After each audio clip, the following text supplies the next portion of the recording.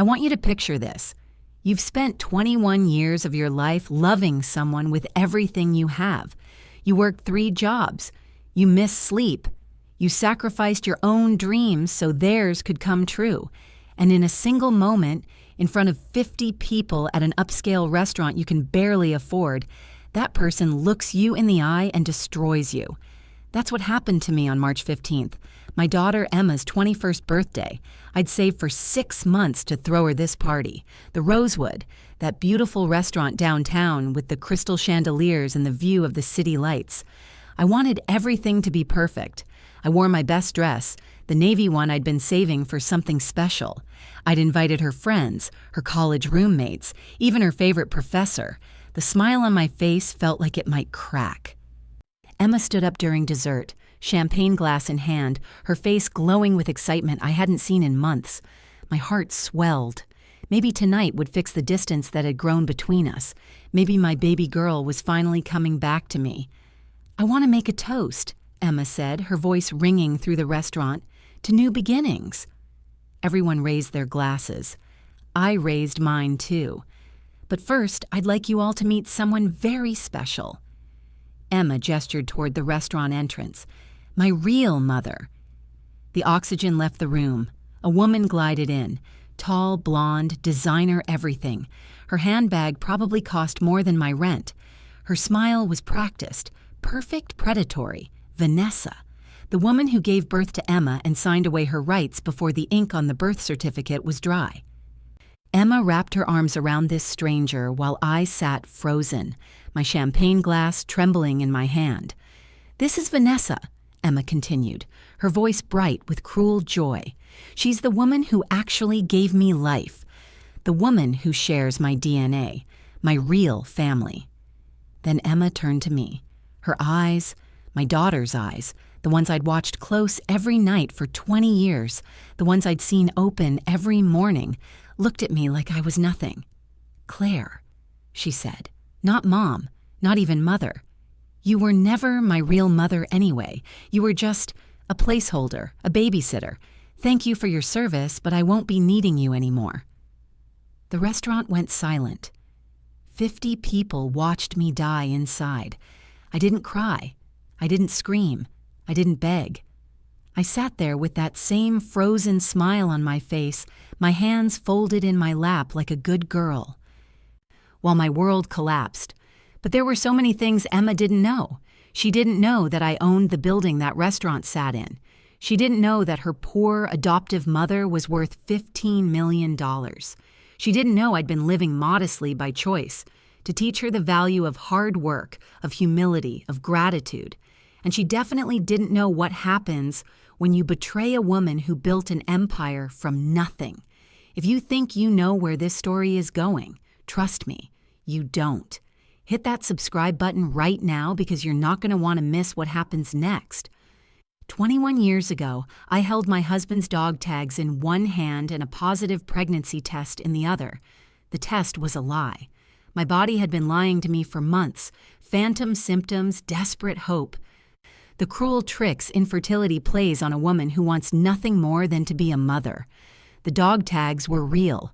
David was gone. Killed in action in a desert, whose name I still can't say out loud without tasting sand and grief. I was 34 years old and I had nothing. The Veterans Affairs Office sent me a check every month. David's life insurance paid off the mortgage on our tiny 2-bedroom house. I worked as a property manager for a real estate company downtown, spending my days showing other people their dream homes, while I went back to an empty house that smelled like Old Spice and broken promises. The doctors said it was endometriosis, severe scarring, years of trying, thousands of dollars in treatments, and the final verdict delivered with clinical detachment. Mrs. Morrison, at your age and with your condition, biological children are extremely unlikely. Have you considered adoption?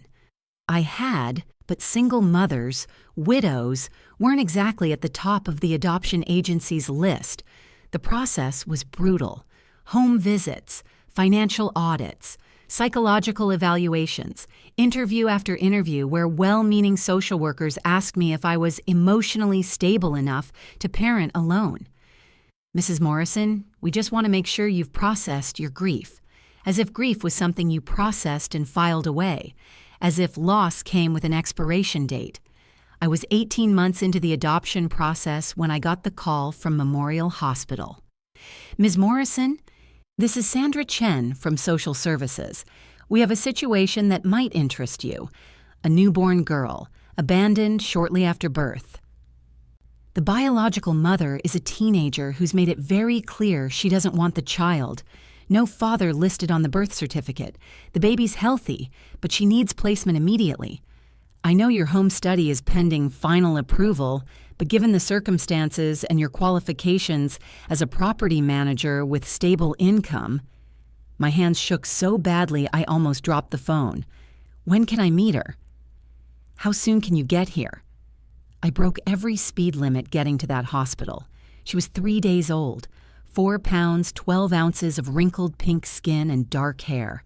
They'd named her Baby Doe on the paperwork. She was crying when the nurse placed her in my arms, that newborn wail that sounds like the world is ending, and then she stopped. Just stopped.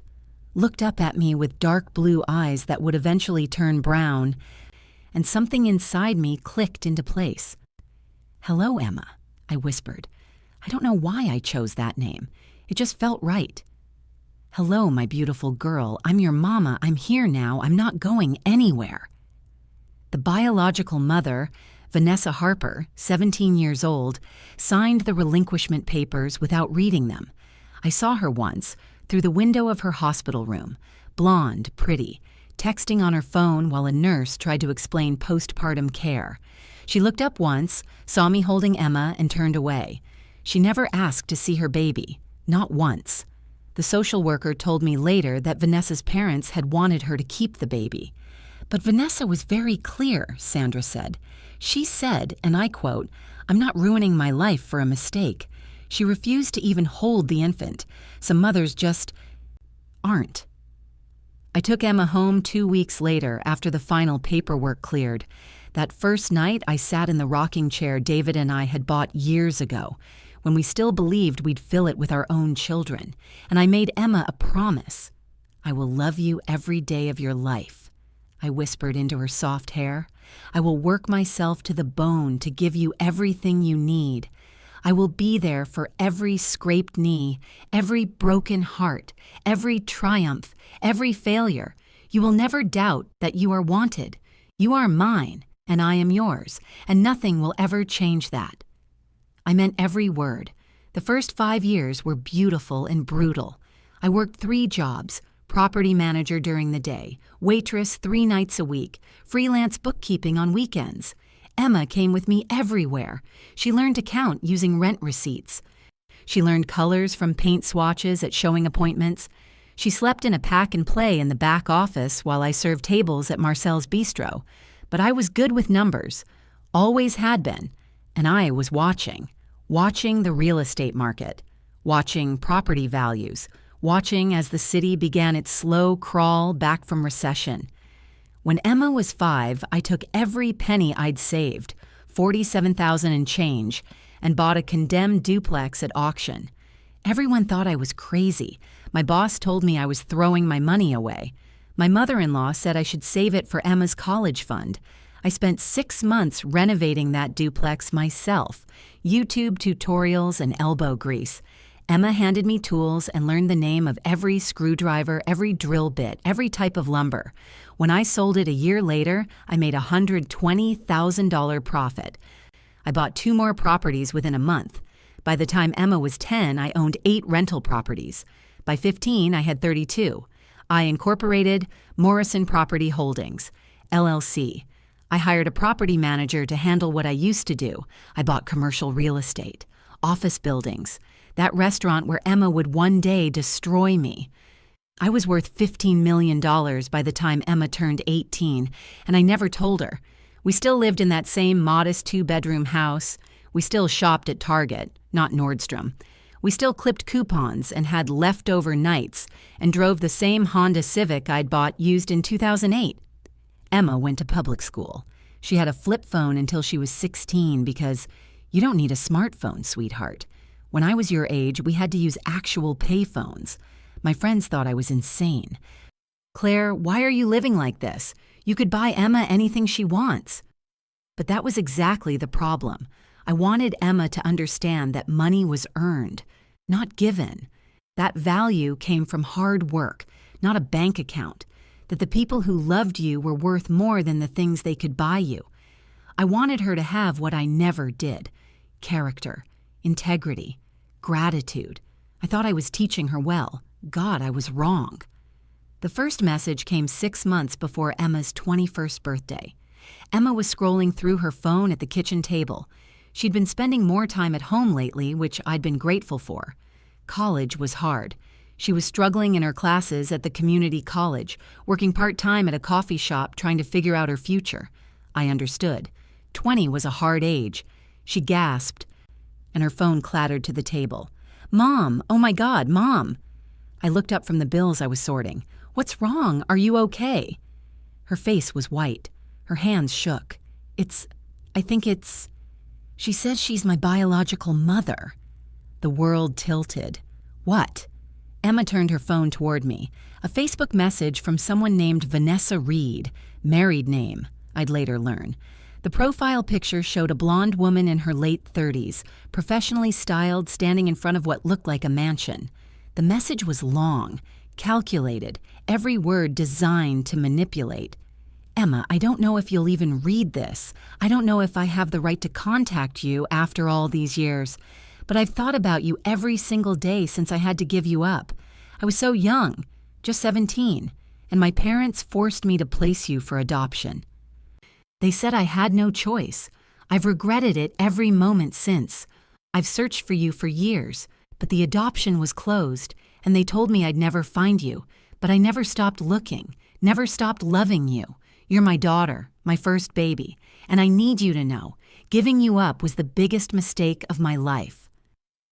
I felt sick. Emma, you don't have to respond to this. You don't, but what if she's telling the truth? Emma's eyes were wet. What if she really wanted me? What if she's been looking for me? Sweetheart, I chose my words carefully. The adoption records were very clear. Your biological mother signed away her rights voluntarily. She was given every opportunity to parent you, and she chose not to. But she was 17. Maybe she really didn't have a choice. I wanted to tell Emma the truth. That I'd seen Vanessa through that hospital window, texting without a care in the world. That the social worker had told me Vanessa refused to even look at her newborn daughter. That I'm not ruining my life for a mistake, were the words that came out of her mouth. But Emma was looking at me with such hope, such desperate, painful hope. Baby, people come out of the woodwork for all kinds of reasons. I just don't want you to get hurt. You're just saying that because you're afraid I'll love her more than you. The words hit like a physical blow. That's not fair, Emma. Isn't it? She grabbed her phone. My whole life, I've wondered about her. Who she was, why she gave me up, if she ever thought about me, and now she's here, and you want me to just ignore her? I want you to be careful, or you want me to be loyal to you. Emma stood, her chair scraping against the floor. I'm going to respond to her, and there's nothing you can do to stop me. She was right. There wasn't. Emma and Vanessa met for coffee 2 weeks later. Emma came home 3 hours late, glowing. Mom, she's amazing. She's beautiful and successful, and she's been looking for me for years. She cried when she saw me. She said I look just like her. Over the next few weeks, the meetings multiplied. Coffee became lunch. Lunch became dinner. Vanessa was married to Richard Reed, owner of 3 car dealerships and a country club membership. No children, or so she told Emma. The truth was, she had 2 other children she'd abandoned. But I wouldn't learn that until much later. Vanessa was careful. She played the role perfectly. The tragic young mother, forced to give up her baby. The grieving woman who never stopped searching. The successful wife who could finally give her daughter everything she deserved. She lives in this incredible house, Mom. You should see it. It's got 6 bedrooms and a pool and this huge kitchen with marble countertops. She said I can stay over whenever I want. That's nice. I stirred the spaghetti sauce, keeping my voice neutral. But remember, Emma. Remember what? That I should be grateful to you. I am grateful, but she's my real mother. There it was. Real mother. As if 20 years of love could be erased by DNA. Emma, I raised you. I was there for every nightmare, every school play, And she wanted to be there. She was forced to give me up. You don't understand what she went through. I understood perfectly. I understood that Vanessa was a liar. That she'd found Emma on social media and saw an opportunity. That Emma, vulnerable and struggling, was the perfect mark. But I couldn't say any of that, because Emma wouldn't believe me. 2 months after that first message, Vanessa suggested Emma stay with her for a few weeks. Just to get to know each other better, Emma said, packing a suitcase. You understand, right? I didn't, but I nodded anyway. The few weeks turned into months. Emma came home less and less. When she did, she was different. She wore designer clothes, gifts from Vanessa. She talked about expensive restaurants and weekend trips to wine country. She looked at our modest house with something that looked like embarrassment. Vanessa said she'd pay for me to transfer to a real university, not just community college. She said she wants to make up for lost time. Emma, you're doing fine at community college. You're building credits. I'm wasting my time. Emma's voice was sharp. All my friends from high school are at real schools, 4-year schools, and I'm stuck here because you can't afford anything better. The words hung between us. Because you can't afford anything better. I could have told her then, could have shown her my bank statements, could have explained that I was worth more than Vanessa's husband would ever be. But I didn't, because I wanted to see who Emma would become when she thought she had nothing. Now I knew. The phone calls stopped first, then the texts became shorter, colder. Emma's room sat empty, her bed carefully made, her childhood stuffed animals gathering dust on the shelf. When she did come home, usually to pick up more of her things, she was a stranger. Claire, I need you to sign these papers. Not Mom, not even Mother. Claire. I looked at the documents she'd thrust into my hands. Legal papers giving Vanessa Harper, now Vanessa Reed, co-parental rights and emergency medical decision-making authority. Emma, you're 20 years old. You don't need anyone to have parental rights over you. You're an adult. Vanessa wants to be able to make medical decisions for me if something happens, and she wants to be listed as my parent for insurance purposes. Her insurance is better than yours. Another carefully crafted lie. I had excellent insurance. But Vanessa was feeding Emma a narrative. Claire is poor. Claire can't provide. Claire isn't enough. I'm not signing this. Emma's face hardened. Fine, I'll get a lawyer. Vanessa said she'd pay for it. Emma, please, can we just talk about this? Really talk? There's nothing to talk about. You gotta raise me for 20 years. Now it's her turn. That's fair, isn't it? Fair? My voice cracked despite my best efforts. Baby, I'm your mother. I've been your mother since you were 3 days old. No. Emma cut me off. You were my adoptive mother. There's a difference. Vanessa is my real mother, the one who actually gave birth to me, the one who shares my DNA. Blood matters, Claire. Family matters. And you're not my family. Not really. She walked out, took 3 more boxes of her things, left me standing in the doorway of her empty room. My best friend Maria called that night. She was a family law attorney. She'd handled Emma's adoption paperwork all those years ago. Claire, I'm worried about you. Everyone's worried. We've all seen the way Emma's treating you. She's just going through something. It's normal. It's not normal. And that woman, Vanessa, I did some digging. Claire, she's bad news. Multiple bankruptcies. A restraining order from an ex-boyfriend. Credit card fraud charges that were dropped because she married Richard Reed and he paid off the victim. She's a con artist. Have you told Emma? Would she listen? I knew the answer. No, Maria continued. I'm going to say something you don't want to hear. You need to protect yourself, legally and financially. If Emma is going to choose that woman over you, you need to make sure she can't hurt you. She's my daughter. She was your daughter. Right now, she's someone else's puppet. I didn't want to believe it, but every day brought new evidence. Emma posted photos on social media, parties at Vanessa's mansion, designer shopping trips, vacation photos from places I could never afford, or so she thought. The captions were carefully chosen, so grateful for my real family. Finally found where I belong.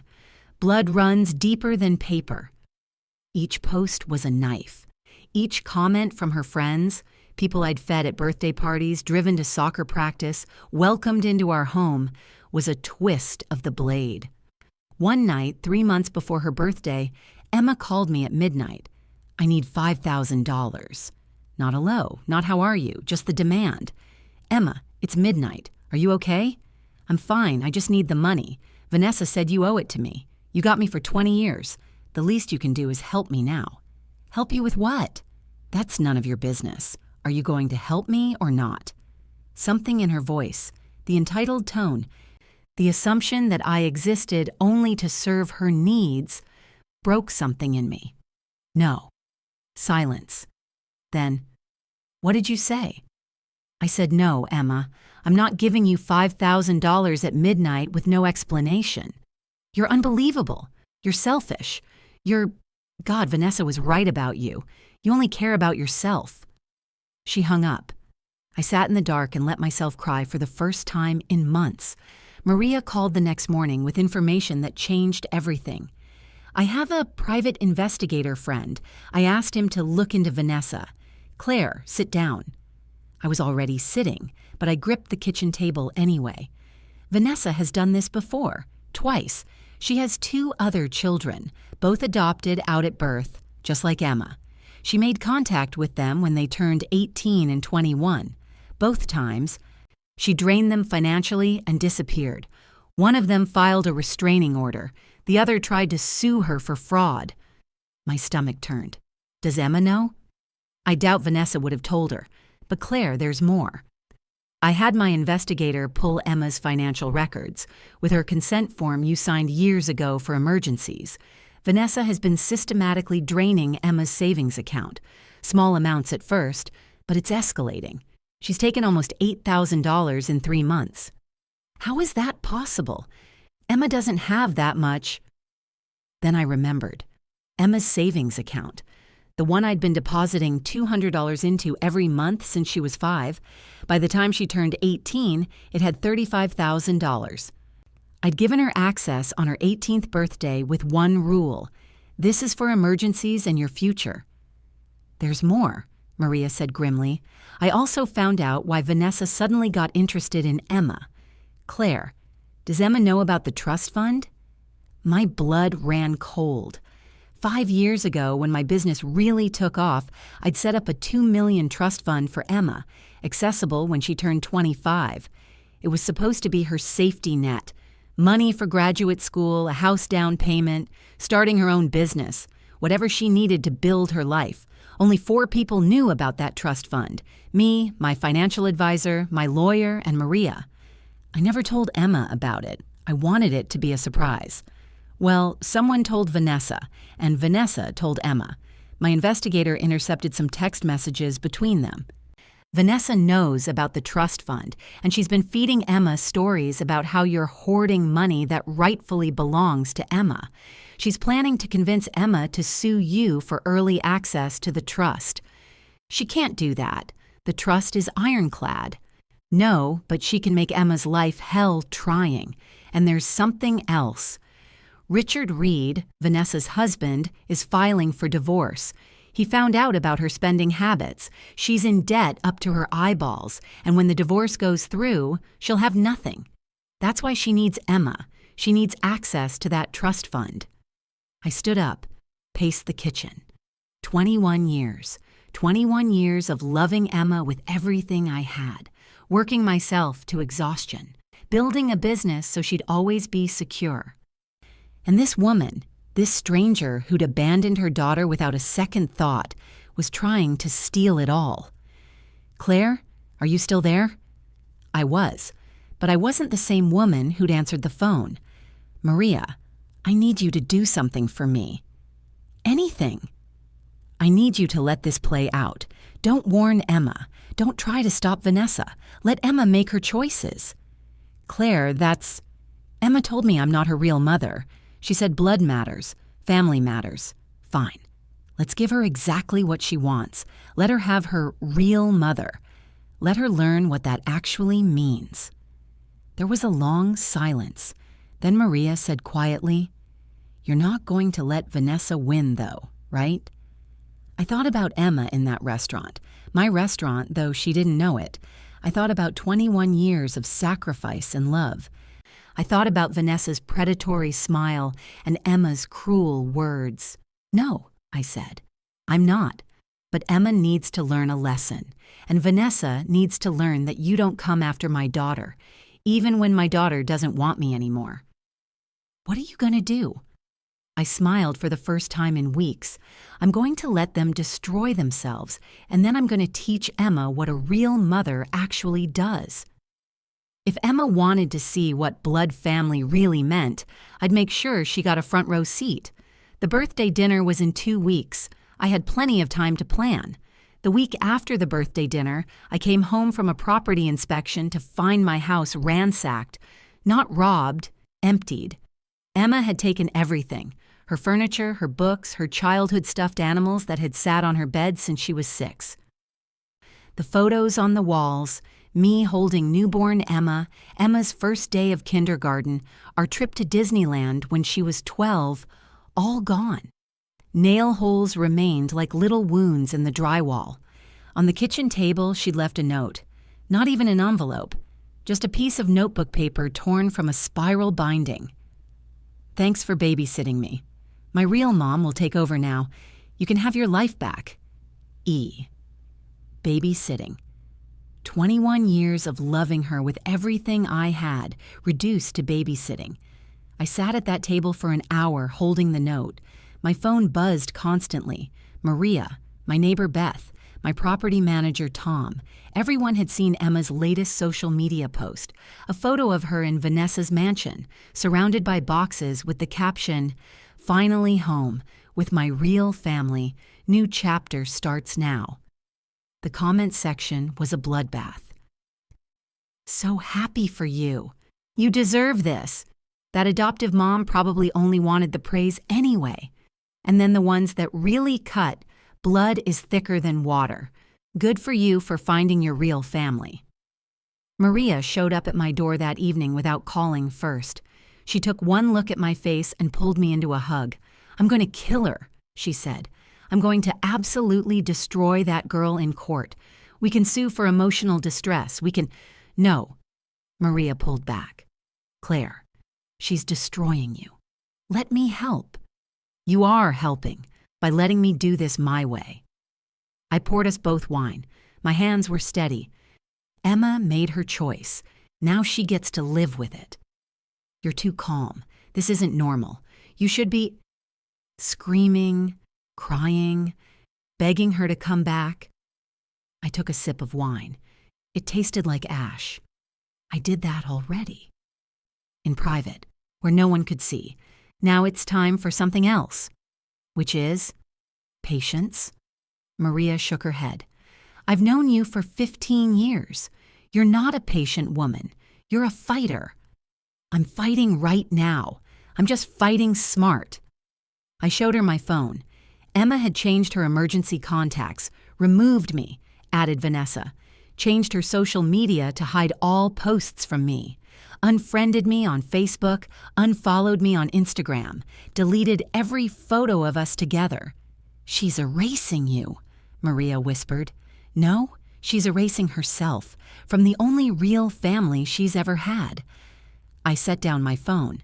Let her go, Maria. Let her run straight into Vanessa's arms, because Vanessa is about to show her exactly who she really is. And if Emma never realizes, if she just stays with Vanessa and you lose her forever? I was quiet for a long moment. Then I lose her. But at least I'll know I tried to teach her something valuable, even if she never learns it. The demand letter arrived 2 weeks later. Maria called me at work, her voice tight with rage. They're suing you. Well, not suing, yet. But Vanessa has hired a lawyer, some sleazy ambulance chaser named Derek Morton.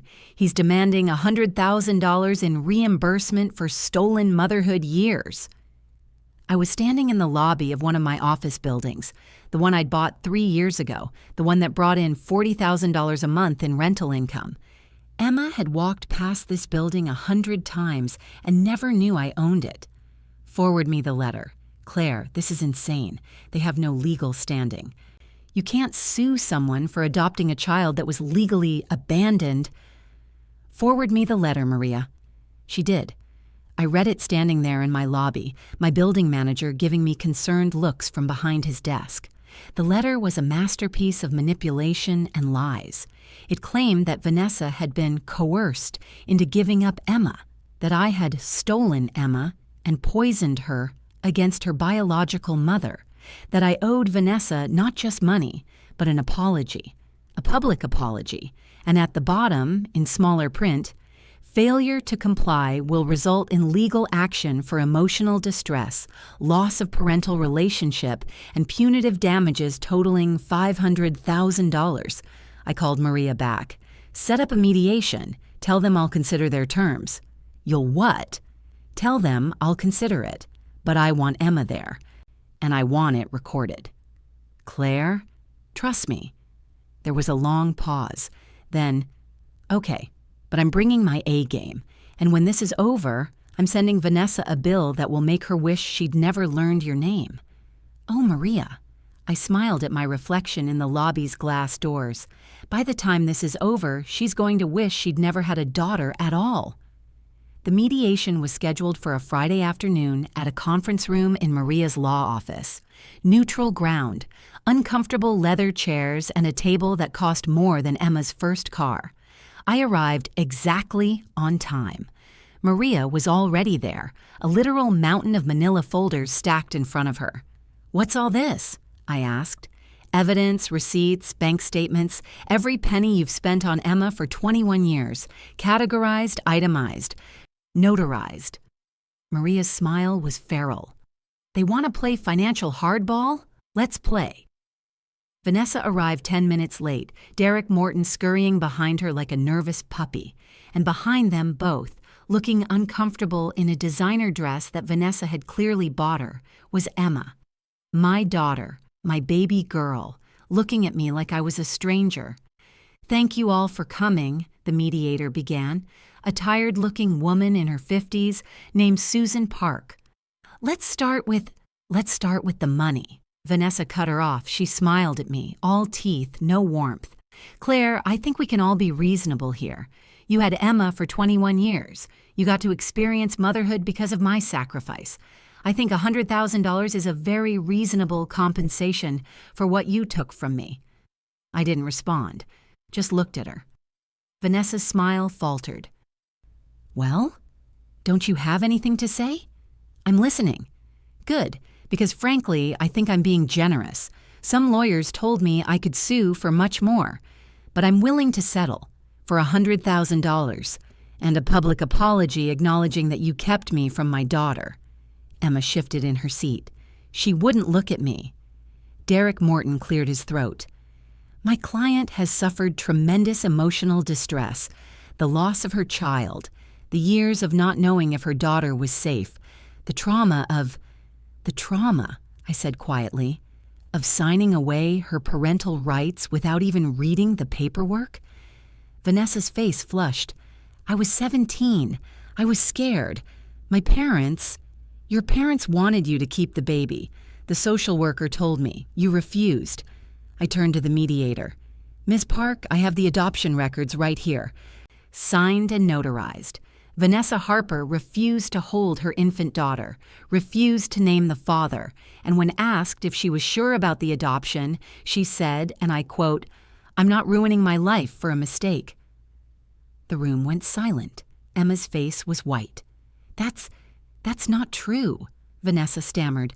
"I never said that. They're lying. The records are—" Maria slid a folder across the table. "Certified copies from the county clerk. Would you like to read them aloud, Vanessa? Or should I?" "This is irrelevant," Derek Morton jumped in. "What matters is that my client wishes to reconcile with her daughter and believes she deserves compensation." "For what?" I asked. My voice was still calm, still quiet, but there was steel underneath. "For abandoning a newborn? For never checking to see if she was okay? For only making contact when you found out about her trust fund?" Vanessa shot to her feet. "How dare you? I loved my daughter. I always loved her." "Then where were you?" I stood too. We faced each other across that table. Where were you when she had colic and screamed for 6 hours straight? Where were you when she fell off her bike and broke her arm? Where were you at her school plays, her soccer games, her graduation? Where were you when she cried because kids at school teased her about being adopted? I didn't know where she was. The adoption was closed. You could have left letters. You could have tried to make contact through the agency. You could have shown any interest at all in your daughter's well-being. I sat back down. You didn't, because you didn't care. You only care now because you need money. That's a lie. Maria cleared her throat. Actually, it's documented fact. We have evidence that Vanessa paid a private investigator to track down Emma's location and financial information 6 months ago. The same investigator she used to locate 2 other children she'd abandoned. Emma gasped. 2 other... what? Your mother has 2 other children, Maria said gently. A son, now 26, a daughter, now 23. Both adopted out at birth. Both contacted by Vanessa when they turned 18 and 21, respectively. Both were manipulated into giving her money. One eventually filed a restraining order. "That's a lie!" Vanessa shrieked. This is character assassination." "It's public record." Maria slid another folder across the table. "Would you like to see the restraining order, or should I read it aloud?" Vanessa grabbed her purse. "This mediation is over. Derek, we're leaving. Emma, come on." But Emma didn't move. She was staring at the folders spread across the table like they might contain the secrets to the universe. "Emma," Vanessa's voice was sharp, "we're leaving. Now." "Actually," Maria said, "we're not done, because Claire would like to make a counteroffer." All eyes turned to me. I opened my own folder, pulled out a spreadsheet. 21 years of expenses, color-coded and categorized. Hospital bills for Emma's birth, $12,000. Formula, diapers, and baby supplies for the first 2 years, $8,500. Childcare while I worked 3 jobs, $45,000. Medical expenses over 21 years, $67,000. Dental work, including braces, $8,000. Clothing, $42,000. Food, $93,000. School supplies, field trips and activities, $34,000. Birthday parties, $6,000. Christmas presents, $15,000. Her first car, $8,000. Insurance, $23,000. College tuition, $28,000. Rent, utilities, and housing costs attributable to having a dependent, $457,000. I looked up, met Vanessa's eyes. Total cost of raising Emma for 21 years, $847,000. So here's my counteroffer, Vanessa. You want reimbursement? You can have it, right after you pay me back. The silence was deafening. "That's ridiculous," Derek Morton said weakly. "You can't charge someone for being a mother?" I tilted my head.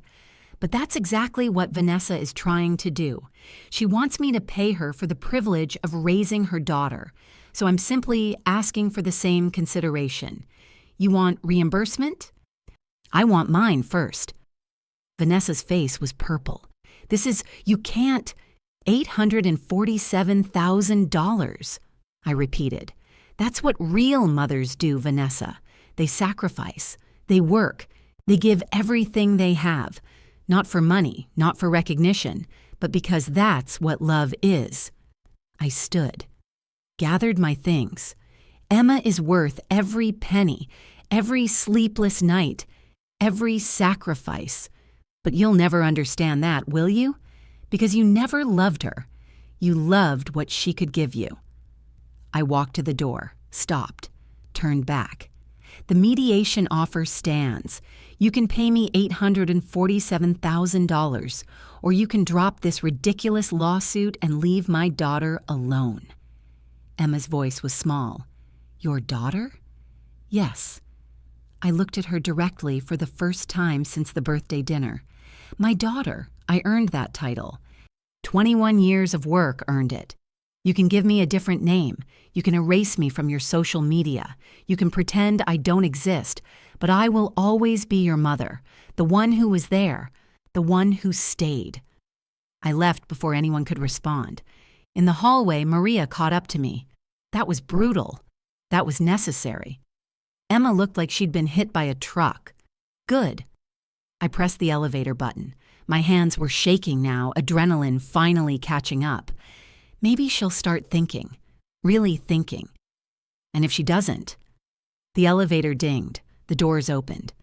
Then I tried, and sometimes, Maria, that's all you can do. Emma moved into Vanessa's mansion the next day. I knew because Beth, my neighbor, called me at 10 p.m. whispering like she was conducting espionage. Claire. I just saw Emma loading boxes into a Mercedes, Vanessa's Mercedes. They're moving her stuff out, all of it. Let them. But, Beth, I love you, but I need you to stop telling me about Emma. If she wants to leave, she can leave. You sound too calm. Everyone kept saying that.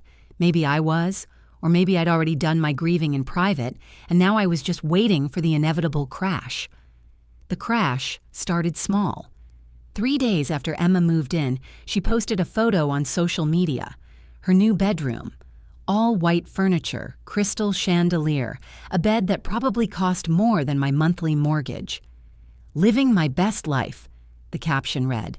But if you looked closely, and I did, God help me, I looked, you could see something in her eyes. A tightness, a question. The comments were enthusiastic, her friends praising the room. Vanessa commenting, only the best for my baby girl. A week later, another post. Less enthusiastic. Emma at dinner with Vanessa and Richard. Richard looked uncomfortable. Emma looked exhausted. Family dinner. Blessed. 2 weeks in, the posts stopped. Maria called me. One of my paralegals goes to the same gym as Richard Reed's secretary. Apparently, Richard and Vanessa are fighting, constantly, about Emma. What about Emma? About having her there. Richard sees her as a complication. His words, allegedly. I felt a pang in my chest. She's not a complication. She's a person. You and I know that. Richard and Vanessa see her as a chess piece. The first crack showed up in my email 3 weeks after Emma moved out. The email was from Emma's community college, a notification that her tuition payment had bounced. She was at risk of being dropped from her classes. I'd been paying her tuition, automatically, from my business account. I'd canceled the payment the day after the birthday dinner. My phone rang 2 hours later. Emma. I almost didn't answer. Then I remembered. Let her learn. Hello? Claire. Not Mom. Still Claire. But her voice was different. Smaller. My tuition didn't go through. I know. Can you fix it? I need to register for next semester, and I can't if... Emma, I'm not your mother anymore, remember? You made that very clear. Silence. Then, but you've always paid my tuition. And you've always been my daughter. Things change. You're doing this to punish me. Her voice hardened. This is petty. No, this is natural consequences. You wanted your real mother. Ask her to pay your tuition.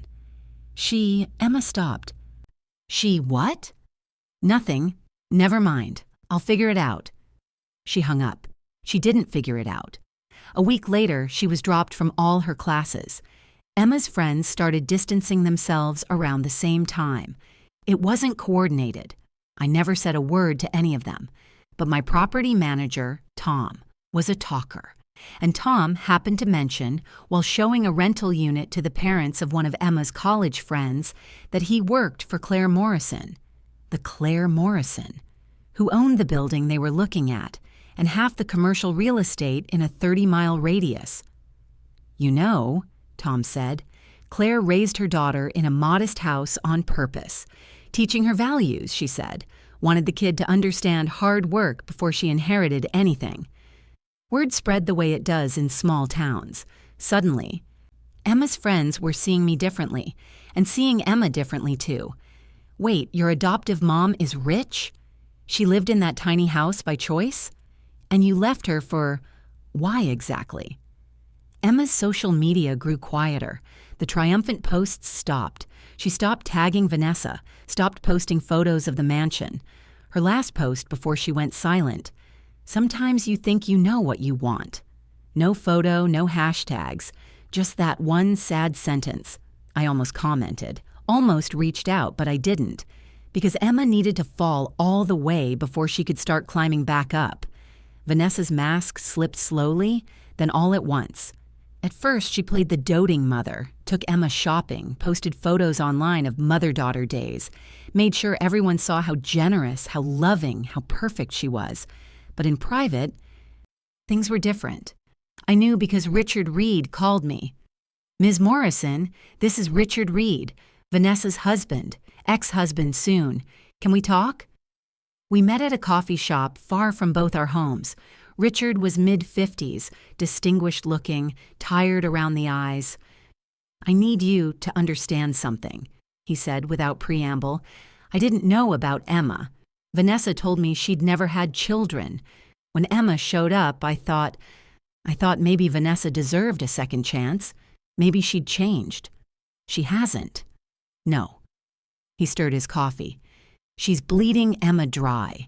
She's borrowed $5,000 from Emma's savings account.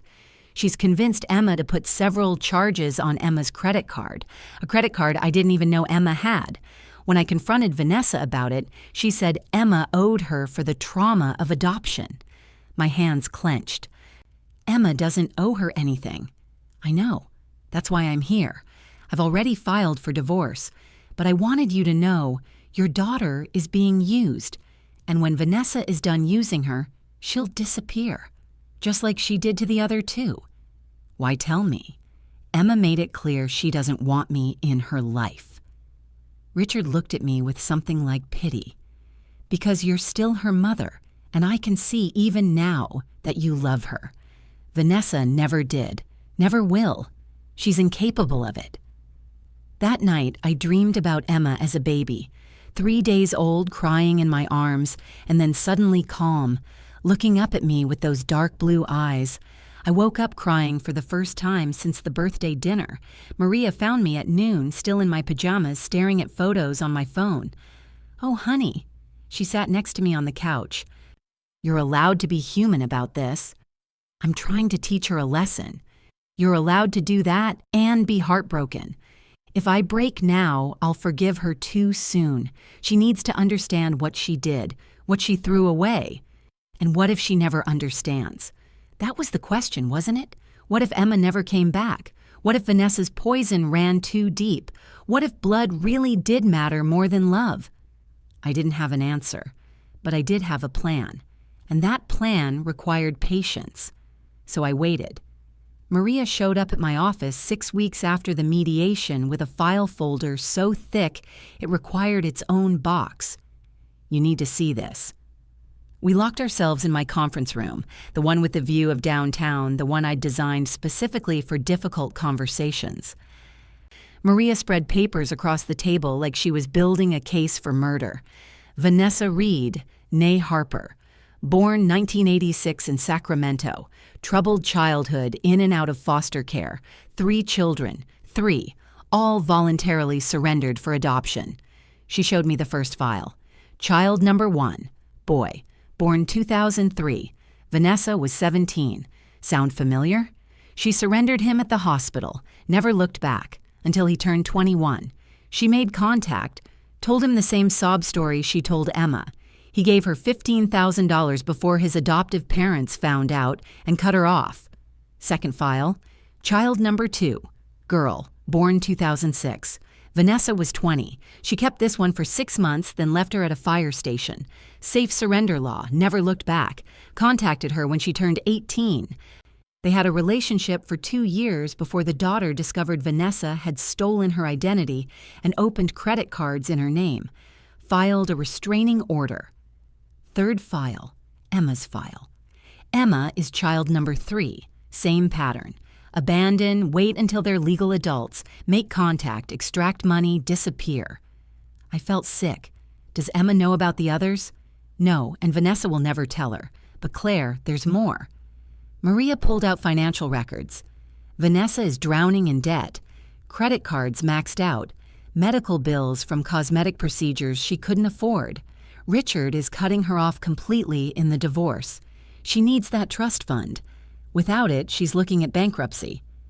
She can't access Emma's trust until Emma is 25. That's 4 years. Unless she convinces Emma to sue you for early access, which is exactly what she's trying to do.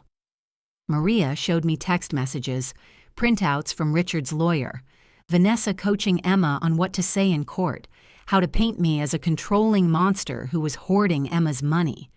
You deserve that money now, Vanessa had written. Claire has been keeping it from you out of spite. We can get a lawyer. You're an adult. You should have access to your own money. Emma's response was heartbreaking. But it's not my money. Claire set it up for me. She didn't have to do that. Vanessa's reply, she owes you. After keeping you from me for 21 years, she owes you everything. I pushed the papers away. When does this end? We can end it now. We have enough evidence to... No. I stood, walked to the window. The city spread out below me. All those buildings, all those properties. All that wealth I'd accumulated with one goal, giving Emma a secure future. And she thought I owed her. Claire, we have her. We can destroy Vanessa in court. We can show Emma everything. Emma won't believe it. Not yet. She needs to see it herself. I turned back to Maria. How much has Vanessa taken from Emma? At least $8,000 from her savings, another $3,000 charged to Emma's credit card.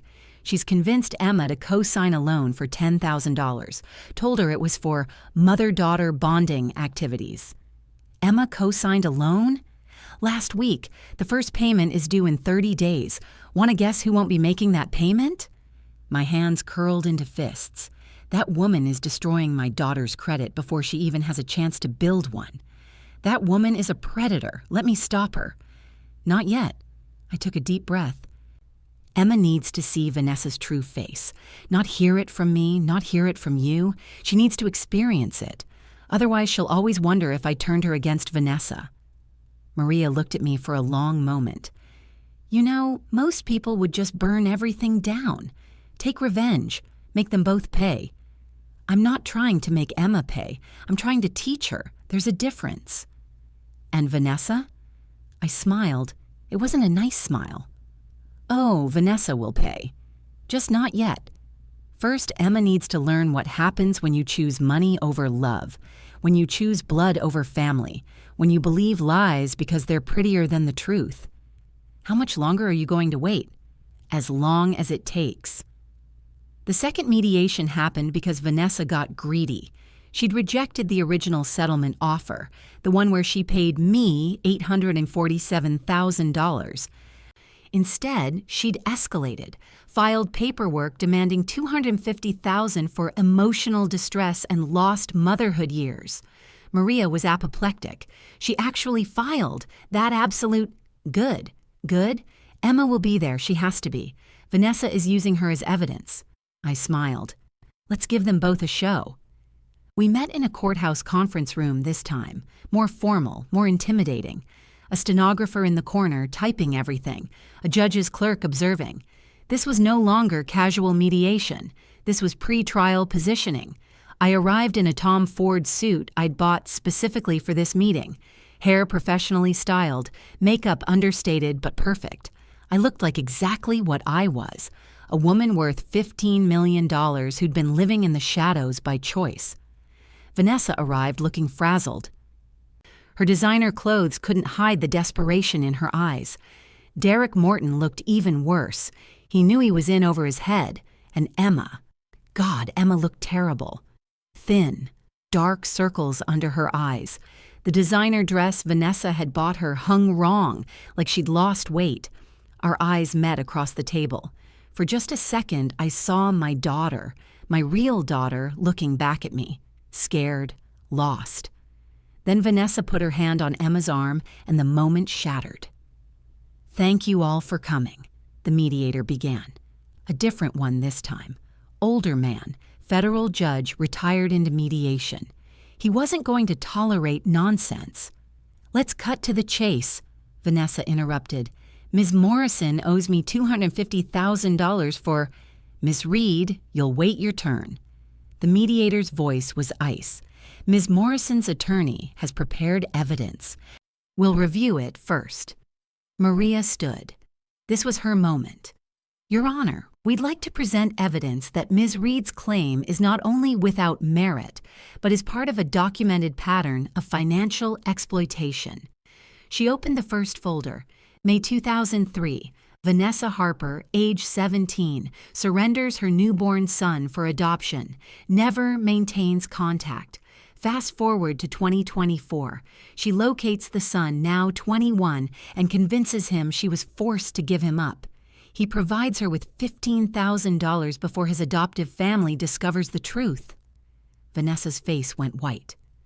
December 2006. Vanessa Harper, now age 20, abandons her 6-month-old daughter at a fire station. Safe surrender. No contact for 18 years. When the daughter turns 18, Vanessa makes contact. Over 2 years, she steals the girl's identity, opens credit cards, accumulates $30,000 in debt in her daughter's name. The daughter files a restraining order. Emma gasped, looked at Vanessa. "What is she talking about?" Vanessa grabbed Emma's hand. "Honey, that's not... Those are lies. My lawyer told me they'd try to..." September 2004. Emma Morrison, born Emma Harper, surrendered for adoption at 3 days old.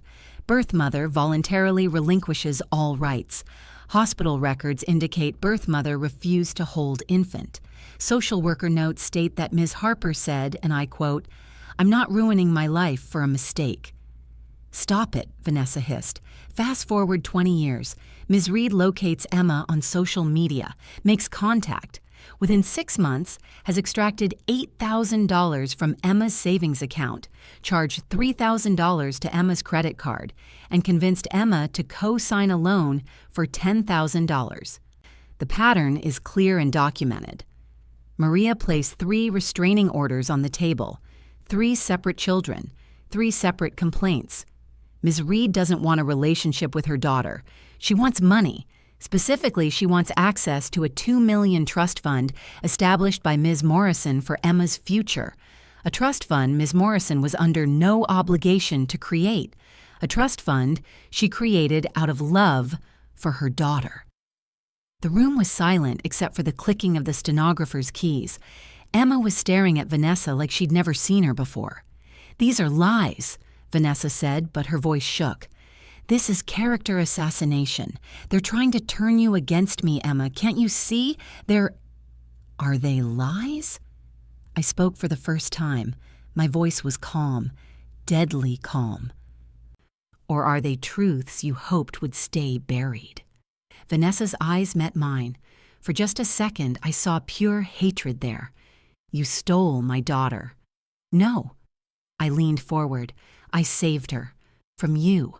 From a life of being used and discarded. From being nothing more than a paycheck to someone who should have loved her. I do love her. You love what she can give you." I turned to Emma.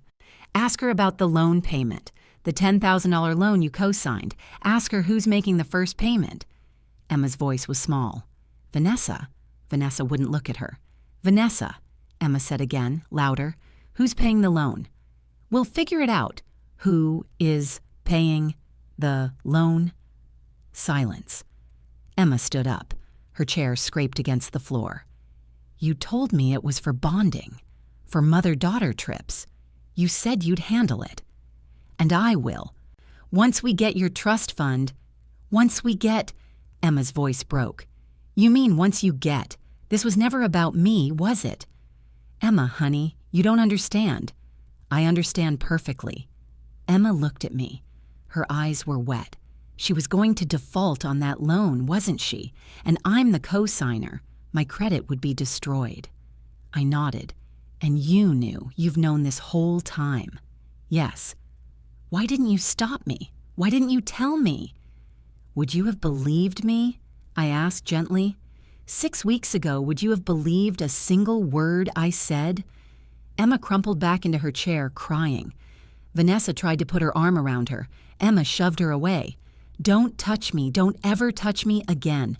Emma, you're being dramatic. This is what they want. They want to turn you against me. No. Emma stood again, wiped her eyes. You did this. You turned me against the one person who actually loved me, who actually wanted me. She looked at me. I'm sorry. I'm so sorry. I know. Can we talk? After this? I wanted to say yes, wanted to pull her into my arms and tell her it was okay. We'd figure it out. I forgave her. But it wasn't time yet. No, I said. Not yet. Emma flinched like I'd slapped her. You made choices, Emma. You have to live with them, and you have to fix them by yourself. But when you're ready, really ready, you'll know how to find me. I stood, gathered my things. As for this lawsuit, I said to Vanessa, you have 24 hours to withdraw it, or my lawyers will countersue for harassment, fraud, and emotional distress. We have enough evidence to bury you. Your choice. I walked out. In the hallway, Maria caught up with me. That was cold. That was necessary. Emma needs to fix this herself. I can't do it for her. And if she can't, then I've lost her. But at least I'll know I tried to teach her something real. Behind us, through the conference room door, I could hear Emma crying, and Vanessa screaming at her to stop being so ungrateful. Maria squeezed my hand. You're stronger than I could ever be. No, I said. I'm just a mother, and mothers do what's necessary, even when it hurts. Vanessa withdrew the lawsuit 3 hours before the deadline, not because she wanted to, because her lawyer quit. Derek Morton sent Maria a resignation letter that was 2 sentences long. I can no longer represent Ms. Reed in this matter. Please direct all future correspondence to her directly. Smart man, Maria said. He saw the writing on the wall. But Vanessa wasn't done. Desperate people rarely are. Emma called me at 2 a.m. 2 days later. I almost didn't answer. Then I heard her voice on the voicemail, panicked, breathless. Claire, please pick up. She won't stop. She found my bank statements. She knows about the trust fund, all the details, and she's screaming that you're stealing from me, that you're keeping my money. She's saying we can sue for early access, that I'm entitled to it now, that you're holding it hostage to control me. Please. I don't know what to believe anymore. I picked up. Emma. She gasped. You answered. I'm listening. She's scaring me. The things she's saying about you, about the trust. Is it true? Are you keeping my money from me? The trust is yours. It's been yours since the day I created it. But it's set up to be accessible at 25 for a reason, to protect you. Protect me from what? From people like Vanessa, from people who would take it and leave you with nothing. Silence. Then, she's been taking my money all along. Richard showed me the bank statements. She's taken everything I had saved, everything you ever gave me. I know. You knew and you didn't stop her? I couldn't stop her. You gave her access. You trusted her. That was your choice. So you just let her destroy me? No, I let you learn. My voice was gentle but firm. Emma, do you know why I lived modestly? Why I never showed you my real wealth? To teach me values. I get it now. I'm sorry I didn't. No, not just that. To teach you that people will love you for who you are, not what you have. To teach you that family isn't about money or status or designer clothes. It's about who shows up, who stays, who fights for you even when you push them away. I pushed you away. You did. I said horrible things. You did. And you're not going to forgive me, are you? I was quiet for a long moment. I will, eventually. But Emma, forgiveness isn't something you can demand. It's something you earn. And right now, you need to focus on fixing your life, your credit, your school, your future. Do that first, then we'll talk. How am I supposed to fix anything? I don't have money. You have you. You're smart. You're capable. You're stronger than you think. Figure it out. That's what adults do. But good night, Emma. I hung up before she could say anything else. I didn't sleep the rest of the night. The explosion came 3 days later. Richard called me. She knows. Vanessa knows that I gave you information, and she's coming after Emma full force. What do you mean? She demanded Emma sue you. When Emma refused, Vanessa kicked her out, just threw her things on the lawn and locked the doors. Emma's staying with a friend, but Claire, she's destroyed, emotionally and financially. Vanessa made sure of it. I closed my eyes. Where is she now? Crashing with a college friend. But that won't last long. She has no money, no car. Vanessa kept the Mercedes. No job. She quit her coffee shop job to spend time with Vanessa. She's got nothing. She has herself. That's more than enough. Is it, though? Richard's voice was heavy. Look, I know you're trying to teach her something, but she's 21 years old. She's a kid. And she's been manipulated by a professional con artist. She's not a kid anymore. She made adult choices. Now she deals with adult consequences. Even if those consequences destroy her? She won't be destroyed. She'll be tempered, like steel in a forge. Richard was quiet then. You're either the best mother I've ever met or the cruelest. I can't figure out which. Neither can I.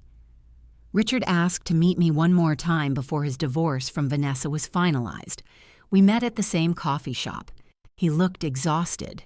Free, but exhausted. I wanted to give you this. He slid a USB drive across the table.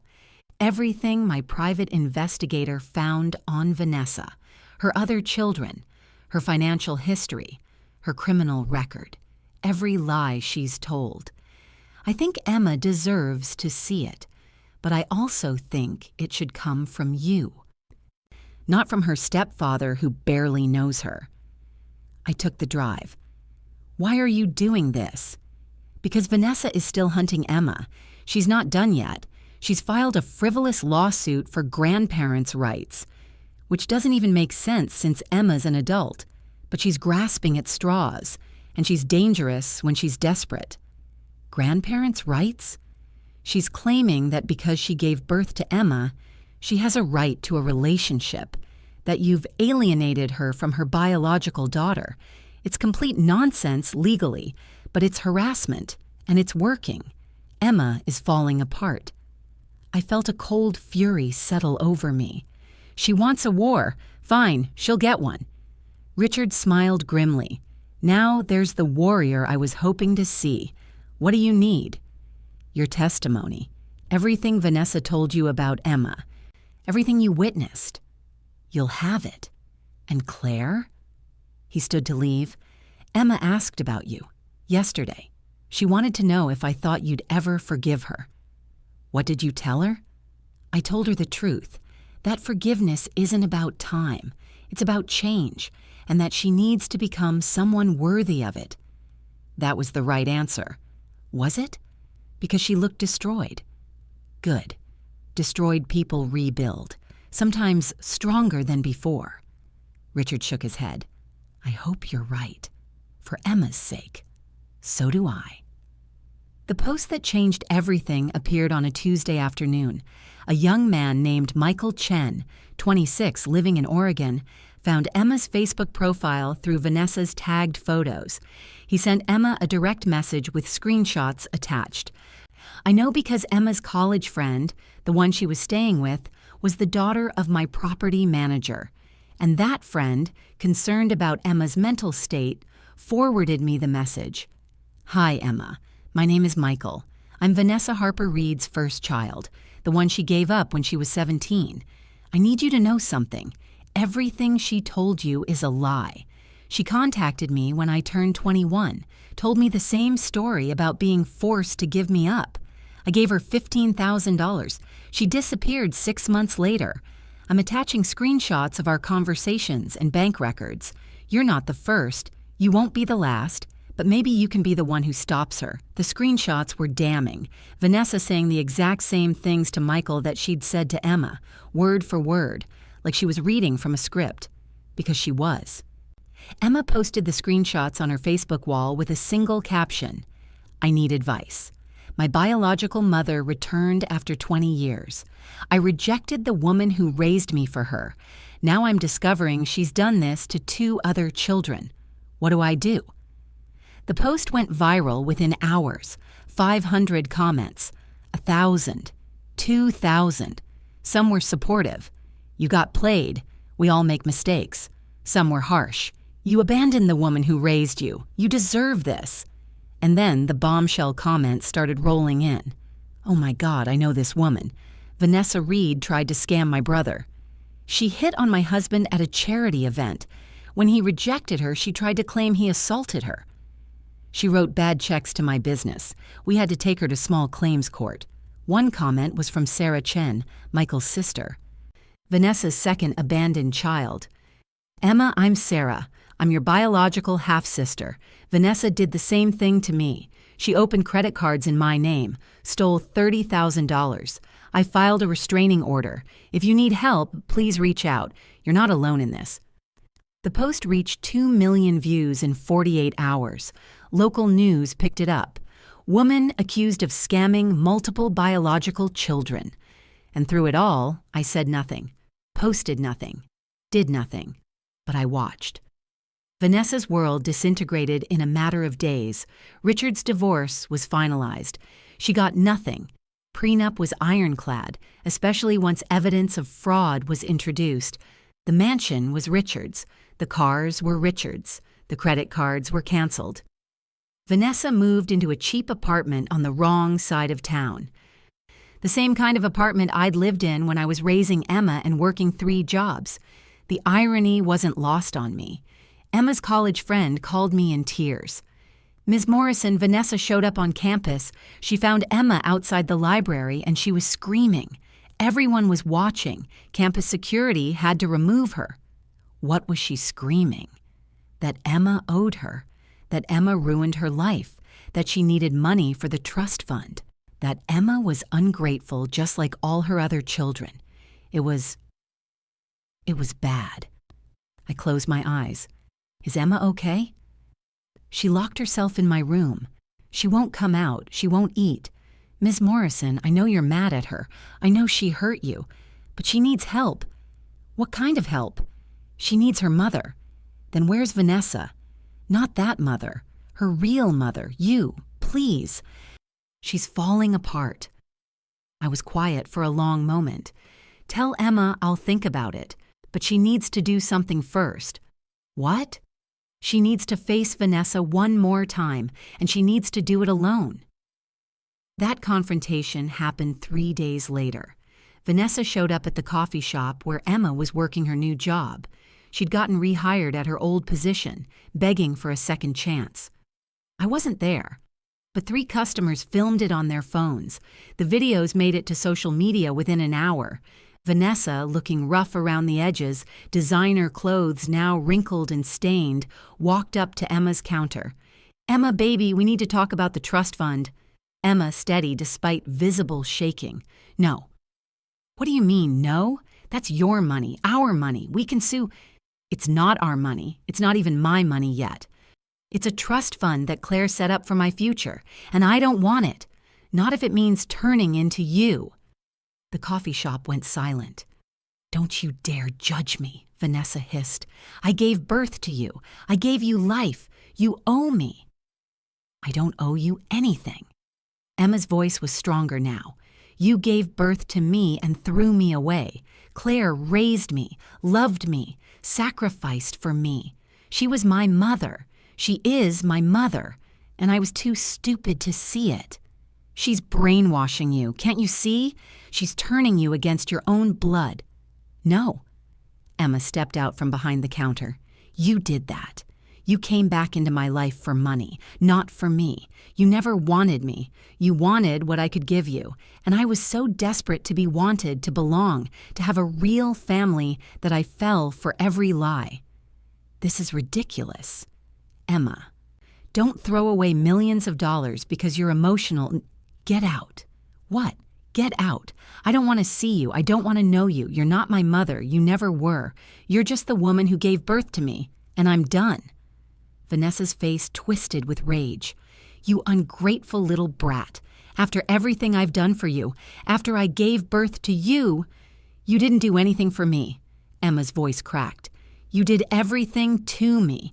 You used me, manipulated me, made me hurt the one person who actually loved me. And for what? Money you're never going to get? Security arrived. 2 campus police officers who'd been called when Vanessa entered the building. Ma'am, you need to leave. This is my daughter. I have a right. You have no rights. One of the officers checked his phone. You have an active restraining order filed by another Sarah Chen, and Ms. Morrison here can file one too if you don't leave voluntarily. Vanessa looked at Emma one last time. You'll regret this. When Claire abandons you too, because she will, you'll come crawling back, and I won't be there. Good, Emma said. That's exactly what I'm hoping for. Vanessa was escorted out. Emma collapsed into a chair, crying. A customer came over, older woman, maybe 60. Honey, I saw the whole thing. You did the right thing. Did I? I destroyed my relationship with my real mother for that woman, for a con artist. How is that the right thing? Because you learned. That's what the right thing is. Learning, growing, becoming better. Emma looked up. What if it's too late? What if Claire never forgives me? The woman smiled. Real mothers always forgive, eventually. But you have to earn it. So get up. Fix your life. Become someone worthy of her love. And then, when you're ready, you ask for that forgiveness. Not before. Emma nodded, wiped her eyes, went back to work. She didn't know I'd sent that woman, my neighbor, Beth, playing a role. But Emma needed to hear it from someone who wasn't me. Emma tried to call me 15 times over the next week. I didn't answer. She sent emails, letters, text messages. Claire, please, I'm sorry. I'm so sorry. I know I don't deserve forgiveness, but please let me try. I ruined everything, the best thing in my life, and I don't know how to fix it. I read every message, and I didn't respond to any of them. Maria thought I was being cruel. She's apologizing. Isn't that what you wanted? I wanted her to change. Apologies are just words. When is it enough? When she shows me, not tells me. Emma showed up at my office building on a Thursday afternoon. I watched from my 10th floor window as she stood outside, looking up, trying to figure out which building was mine. She'd never been to my office, never even knew I had one. She stood there for 20 minutes, then left. She came back the next day, and the next, and the next. On the 4th day, my receptionist called. Ms. Morrison, there's a young woman downstairs asking for you. She says she's your daughter. Tell her I'm in meetings. I did. She said she'll wait. Emma waited for 6 hours. When my building closed at 7 p.m., security had to ask her to leave. She came back the next morning. On day 7, I finally answered her call. Claire! Her voice was hoarse, like she'd been crying. I'm listening. I know you don't want to see me. I know I don't deserve it. But I need to tell you something. I posted an apology video online, taking full responsibility for everything. I named Vanessa. I named myself. I told everyone exactly what I did, how I hurt you, how wrong I was. I saw it. You did? Emma, I've seen everything, every post, every video, every moment of your life falling apart. I've watched it all. And you didn't do anything? What would you have wanted me to do? Rescue you. Fix it for you. Emma, the lesson wasn't about me saving you. It was about you saving yourself. I don't know how.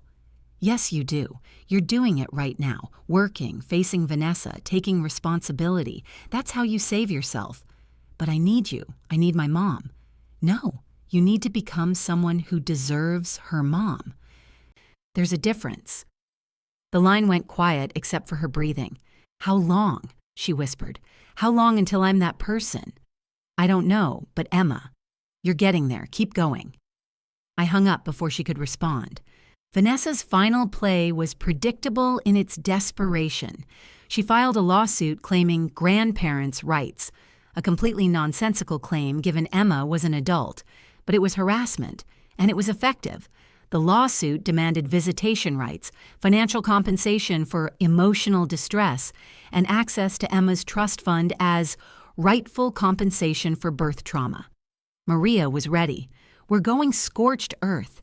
Every piece of evidence, every lie, every scam. When we're done with Vanessa Reed, she'll wish she'd never heard your name.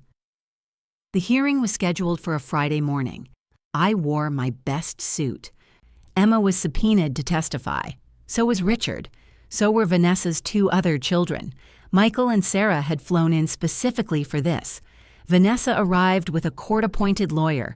She'd burned through 3 attorneys already. This one looked fresh out of law school and terrified. The judge was a woman in her 60s, Judge Patricia Martinez. She had a reputation for not suffering fools.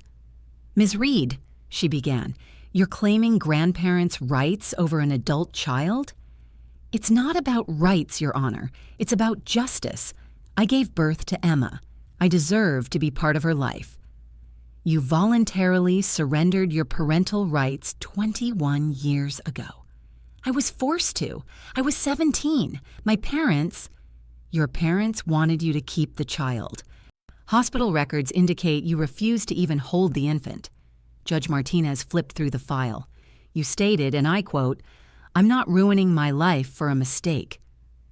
Vanessa's face went red. That's not. I never. Hospital records are certified. So let's try another approach. Why now, Ms. Reed? Why, after 21 years, did you suddenly want a relationship with your daughter? Because I always loved her. I always wanted. You have 2 other children you abandoned. Both have filed complaints against you. One has an active restraining order. Should I be concerned that you're now targeting a 3rd child? They're lying. All of them.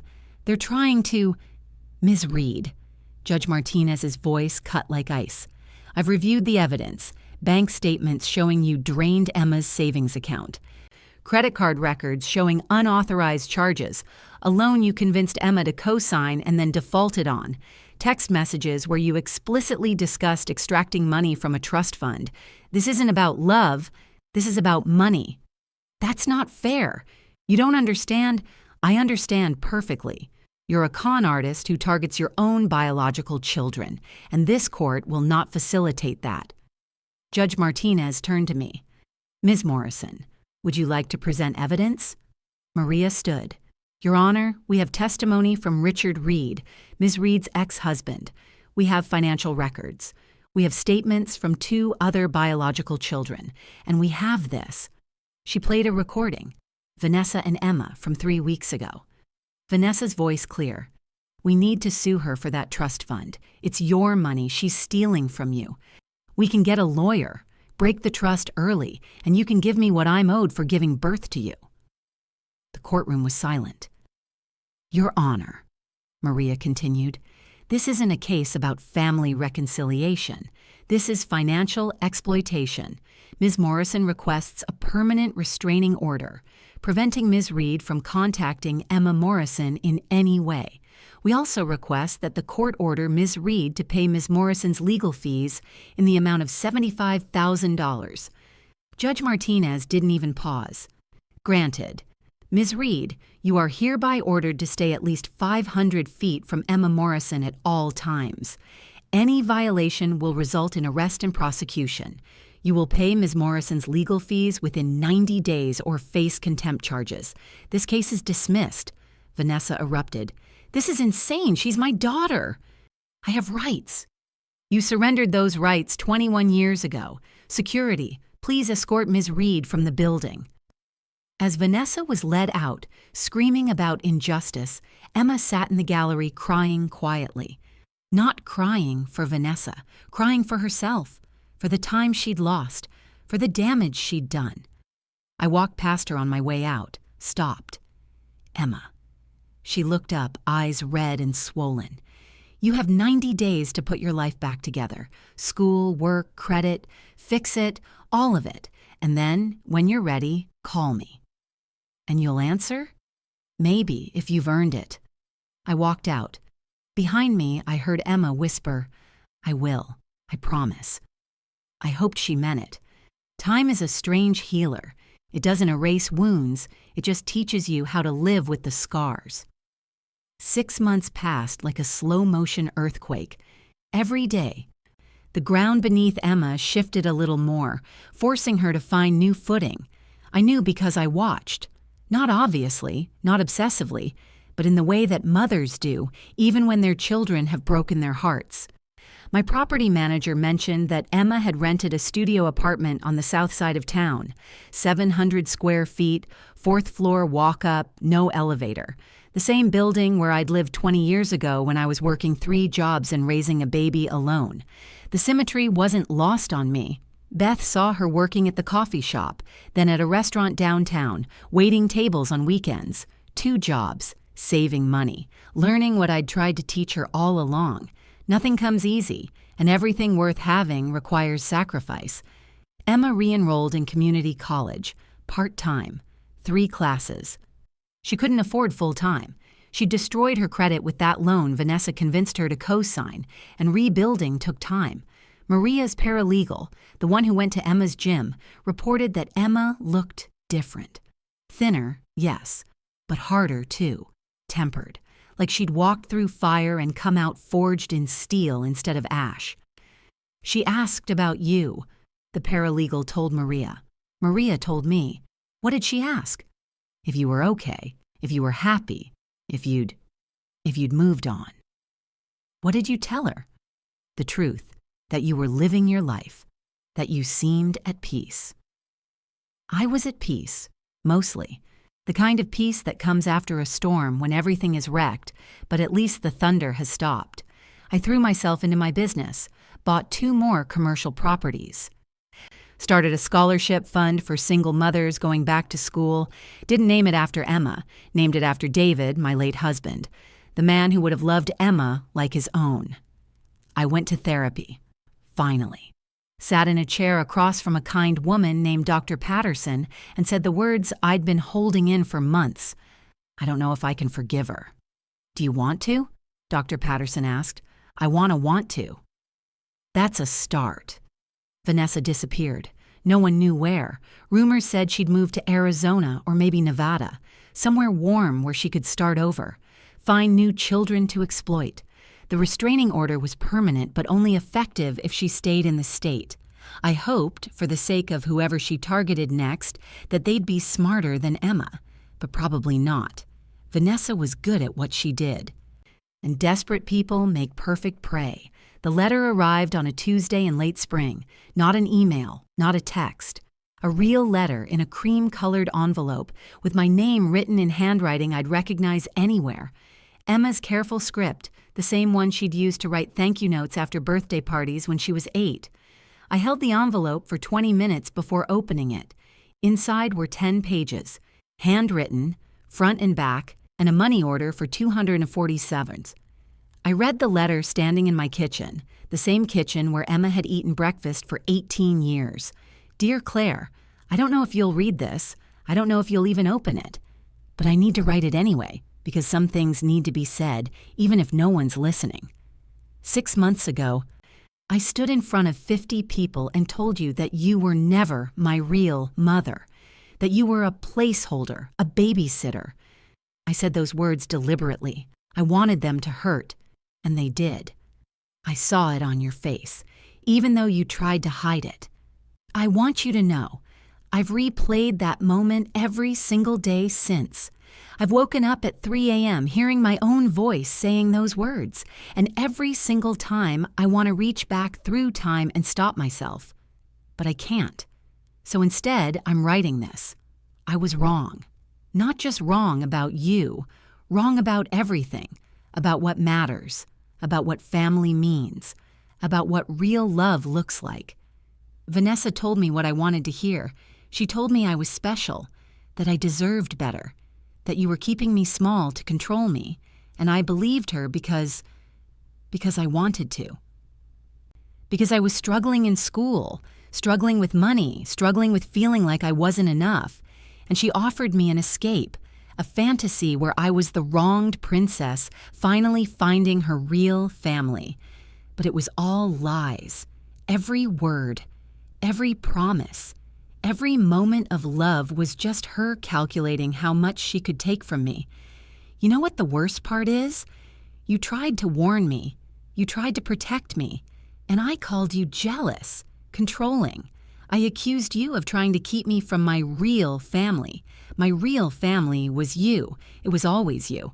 The woman who held me when I had nightmares, who sat with me in the hospital when I broke my arm, who worked 3 jobs so I could have birthday parties and Christmas presents and a safe place to sleep, who taught me to read and tie my shoes and drive a car. Who believed in me even when I didn't believe in myself. That's real. That's family. And I threw it away for designer clothes and empty promises. I'm not writing this to ask for forgiveness. I know I don't deserve it. I'm writing this because you deserve to know. I understand now. I understand what you sacrificed, what you gave up, what you did for me every single day of my life. I understand what a real mother is. You were real. You are real. And I'm sorry, so deeply, infinitely sorry, that I couldn't see it. I've spent the last 6 months trying to become someone worthy of the love you gave me. I'm working 2 jobs. I'm back in school. I'm living in a tiny apartment and learning to budget and cook and do all the things you tried to teach me that I was too spoiled to appreciate. I'm learning what you already knew. Nothing worth having comes easy, and the people who love you aren't the ones who give you everything you want. They're the ones who teach you how to earn it yourself. I found Vanessa's other children, Michael and Sarah. We talk sometimes. They've become something like siblings. We share our stories, our scars, our shame. And you know what they both said? They said their adoptive parents were the real heroes of their stories. Just like you were mine. I'll never be able to repay you for what you spent raising me. $847,000. Every penny documented, every sacrifice counted. But I'm enclosing a money order for $247. It's all I have saved right now. It's the first payment. I'll send more when I can. Not because you asked for it, because it's the right thing to do. I know it's not enough. I know money can't fix what I broke, but maybe someday if I work hard enough and become good enough and prove that I learned something from all this pain, maybe you'll let me try to earn my way back. Not as your daughter. I know I lost that right. But maybe as someone you don't hate. Someone you can be proud of. Someone worthy of the name you gave me. Thank you for everything. Thank you for raising me. Thank you for loving me. Thank you for letting me go so I could learn what I needed to learn. And thank you for being my real mother, even when I was too blind to see it. I love you. I'm sorry. And I understand if you never want to hear from me again, Emma. I read the letter 3 times. Then I folded it carefully, put it back in the envelope, and set it on my kitchen table. The money order stayed there, untouched, for 2 weeks. I called Emma 3 weeks after the letter arrived. Hello? Her voice was hesitant. She didn't recognize the number. I'd gotten a new phone. It's Claire. Meet me at Morrison's coffee shop on Saturday at 10 a.m., the table in the back corner. Claire, Saturday, 10 a.m. I hung up before she could say anything else. Saturday morning arrived cold and clear. March in New England, where spring is still a rumor and winter holds on with frozen fingers.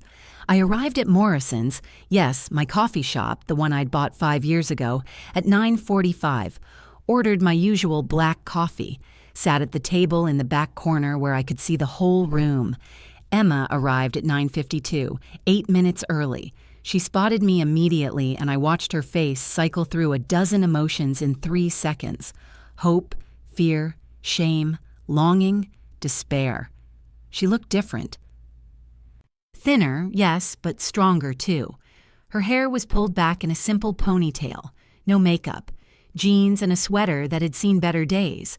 The designer clothes were gone, so was the entitled girl who'd worn them. She walked to my table slowly, like she was approaching a wounded animal. "Hi." Her voice was barely a whisper. "Sit." She sat, her hands clasped together so tightly her knuckles were white.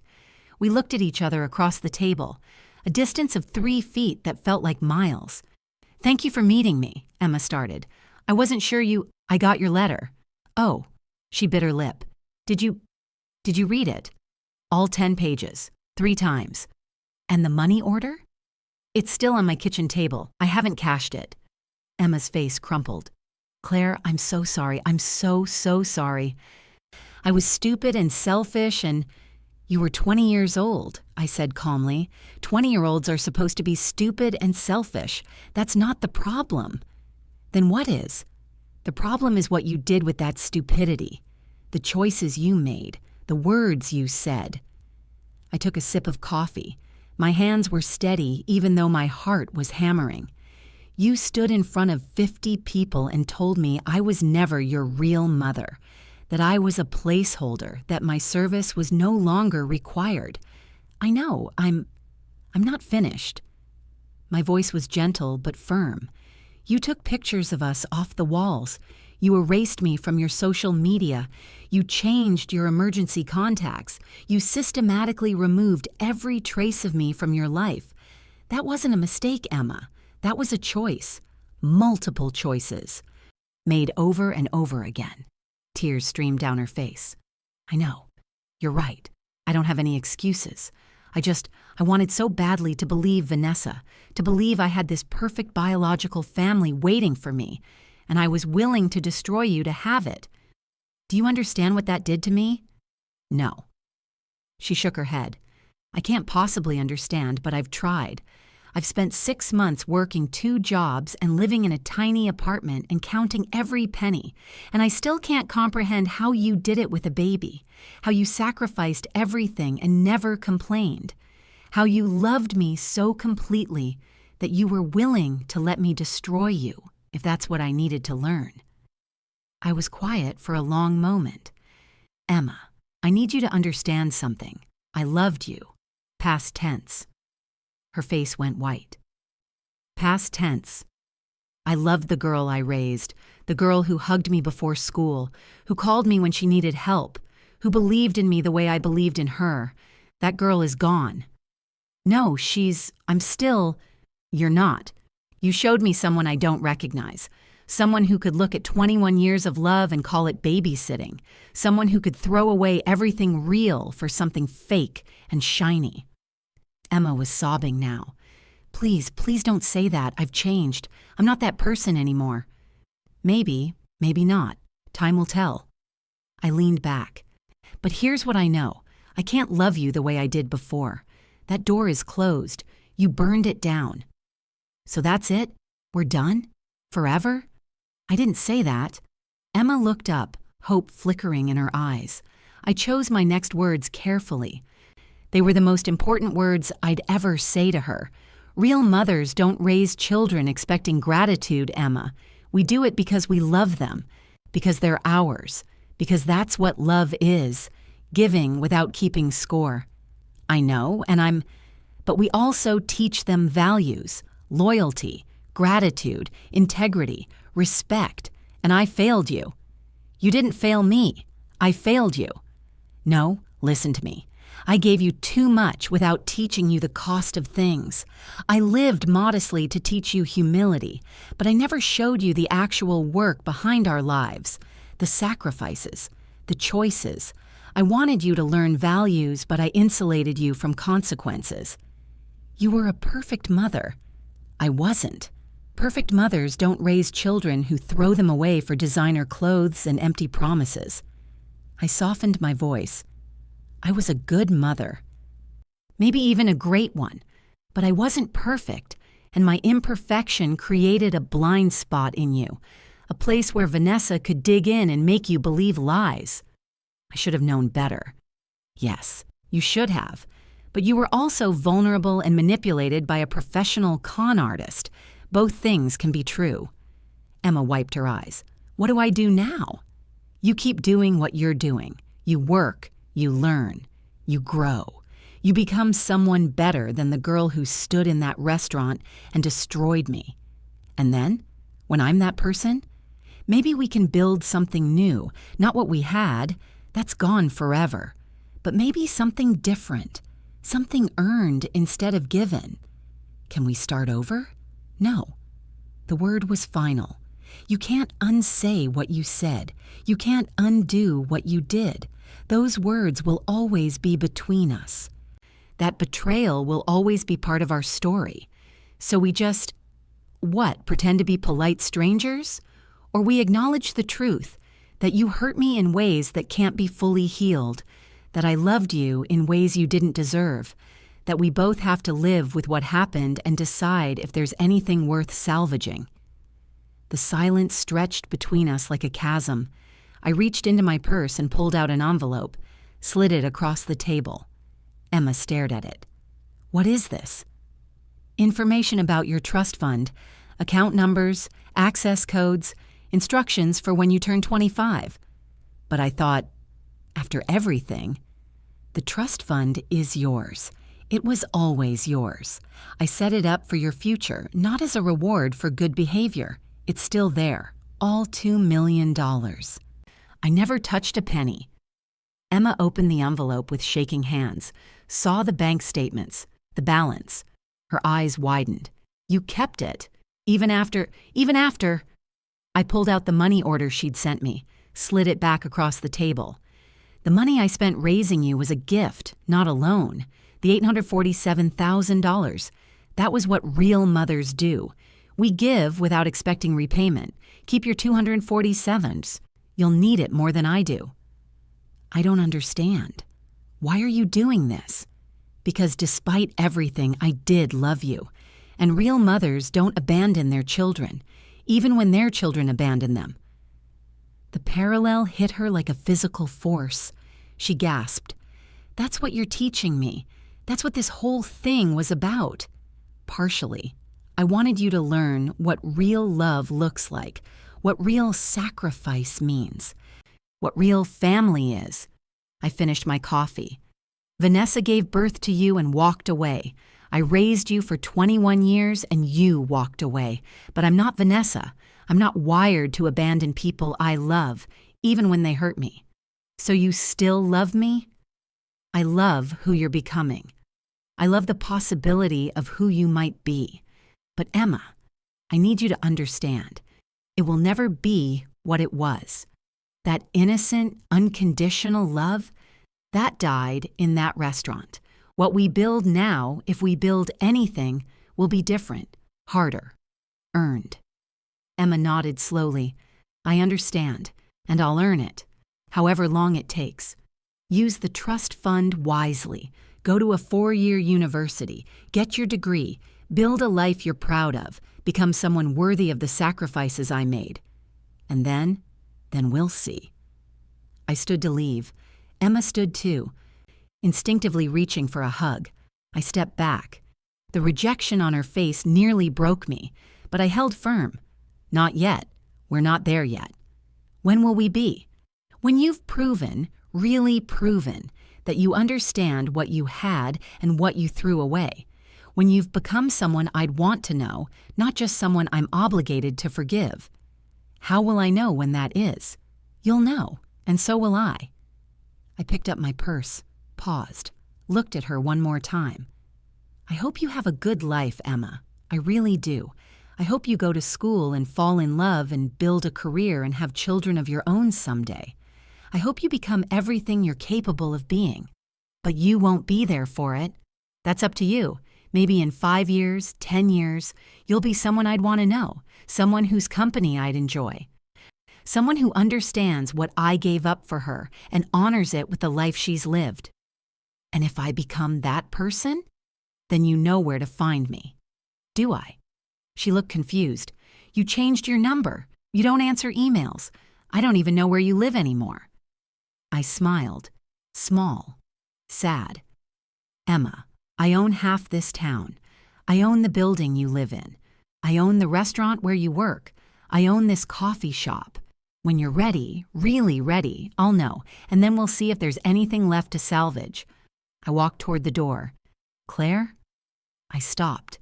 Didn't turn around. I love you, and I'm going to earn my way back. I promise. I hope you do, Emma. I really hope you do. I walked out into the cold March morning and didn't look back. In my car, I finally let myself cry. Great. Heaving sobs that left me gasping. Because I'd just done the hardest thing a mother ever has to do. I'd let my child go, again, for her own good, so she could grow, and I had no idea if she'd ever come back. The video started appearing in my social media feed on a Tuesday evening in May. I almost scrolled past it. Then I saw Emma's face in the thumbnail. She looked different, older, confident. Her hair was shorter, professional. She sat in what looked like an office, speaking directly to the camera. 3 years ago, I stood in a restaurant and told my adoptive mother that she was never my real mother, that she was a placeholder, a babysitter, that I was grateful for her service, but I wouldn't need her anymore. I paused the video, took a breath, pressed play. I was 21 years old and I was an idiot. My biological mother, the woman who gave birth to me and then abandoned me at 3 days old, had found me on social media. She told me everything I wanted to hear, that she'd been forced to give me up, that she'd searched for me for years, that I deserved better than the poor woman who raised me. And I believed her, because I wanted to, because I was struggling with feeling like I wasn't enough, and she offered me an escape, a fantasy where I was special, where I deserved wealth and status and a real family. So I destroyed the woman who raised me, the woman who worked 3 jobs to give me a home, who sacrificed everything to make sure I had food and clothes and opportunities, who loved me with every ounce of her being for 21 years. And you want to know the worst part? She let me. She let me walk away. She let me learn the hardest lesson of my life, that biology means nothing. That real family isn't about DNA. It's about who shows up, who stays, who fights for you even when you don't deserve it. My biological mother was a con artist. She'd done the same thing to 2 other children she'd abandoned. She drained my savings account, destroyed my credit, and disappeared the moment she realized she wouldn't get access to my trust fund. And my adoptive mother? She preserved that trust fund, taught me consequences without destroying me, gave me the tools to rebuild my life even though I'd shattered hers. I spent 3 years becoming someone worthy of her. I graduated from college, paid my own way with work and scholarships. I started a nonprofit helping adoptive families navigate the challenges of raising children who aren't biologically theirs. I volunteer at family court, helping kids in the system find homes. I live modestly. I count my pennies. I work hard for everything I have, because that's what she taught me, even when I was too stupid to listen. This isn't a redemption story. I don't get to be redeemed just because I feel sorry. This is an accountability story, a story about living with consequences and trying to become better. To everyone watching, if you have someone in your life who raised you, loved you, sacrificed for you, value them. Don't wait until you've destroyed everything to realize what you had. And to the adoptive parents out there who've been rejected by the children they raised, your worth isn't defined by your child's mistakes. You did your job. You love them. Sometimes that's all you can do. My adoptive mother told me that real mothers don't abandon their children, even when their children abandon them. She was right. She's always been right. And I'm spending the rest of my life trying to earn back what I threw away. Thank you for watching. And if you agree that family is about love, not blood, hit that like button. Share this video. Tell your own stories. You're not alone in this. The video ended. 2 million views, 50,000 comments. I sat there staring at my phone, crying. My phone buzzed. Unknown number. The text was simple. I saw your video. My hands shook as I typed back, "Who is this?" It's Claire. Meet me at Morrison's coffee shop, same table, Saturday at 10 a.m. Saturday morning, cold again. May in New England, where spring is finally real, but still tentative. Emma arrived at 9:47, 13 minutes early. I arrived at 9:58, 2 minutes early. She stood when I approached the table. We looked at each other. 3 years of growth and pain and change between us. "Thank you for coming," she said softly. "Sit." We sat, the same table, the same coffee shop, but everything was different. "I saw your video," I said. "I needed to say those things, not to you, to everyone, to hold myself accountable. It was brave. It was necessary." She folded her hands on the table, not clenched this time, just resting. "I don't expect forgiveness. I just want you to know I'm not that person anymore. I've spent 3 years becoming someone better, someone you might not hate. I never hated you. You loved me past tense. I did. I still do. In some ways." I wrapped my hands around my coffee cup. "But I've also been watching your nonprofit, your volunteer work, your graduation. You've become someone I'm proud of." Emma's eyes filled with tears. "You've been watching?" "I own half this town, Emma. Of course I've been watching." I smiled, small, real. "The question is, what do you want now?" "I want—" She paused, choosing her words carefully. "I don't expect to go back to what we were. I know that's impossible. But maybe we could build something new. Something where I prove every day that I understand what you gave me. It won't be easy. I know. It won't be what we had. I know that too. And it will take time, a lot of time. I have time, as much as it takes." I studied her. This new Emma, the one who'd been forged in consequence and tempered by humility. "Maybe," I said finally, "we can try, slowly, carefully. Whatever you're willing to give, I'll take, and I'll earn the rest." We sat in silence for a moment, not comfortable yet, but not hostile either. "There's a family court hearing next Tuesday," I said, "for a little girl who needs an adoptive home. I'm on the advisory board. If you wanted to come, observe, maybe talk to the caseworker about your nonprofit." Emma's face lit up. "Really? You'd want me there?" "I think you'd be good at it. You understand what these kids are going through, the fear, the hope, the need for real family." "I'd love to. Thank you." "Don't thank me yet. This is work, hard work, and we'll see how it goes." "I understand." I stood to leave. Emma stood too. This time, when she opened her arms for a hug, I didn't step back. The hug was brief, awkward, but real. "See you Tuesday," I said. "See you Tuesday." I walked to my car, looked back once. Emma was standing outside the coffee shop watching me. She waved. I waved back. People ask me if I forgive Emma. The truth? I'm working on it. Forgiveness isn't a light switch you flip. It's not a single moment where everything is healed and forgotten. It's a journey, a process, 1,000 small choices to let go of anger and embrace possibility. Some days I'm there, some days I'm not. What I learned through all of this: real love is tested not in good times, but in moments of betrayal. When someone you love destroys you, you have 2 choices: destroy them back or teach them something worth knowing. I chose to teach. And Emma? She chose to learn. Real family isn't about blood. It's not about DNA or biology or who gave birth to whom. It's about who shows up, who stays, who fights for you even when you don't deserve it, who teaches you hard lessons because they love you enough to let you grow. Emma wanted her real mother. She got her. And she learned what real actually means.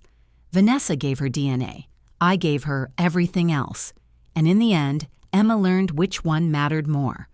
We're building something new now, something fragile and careful and earned.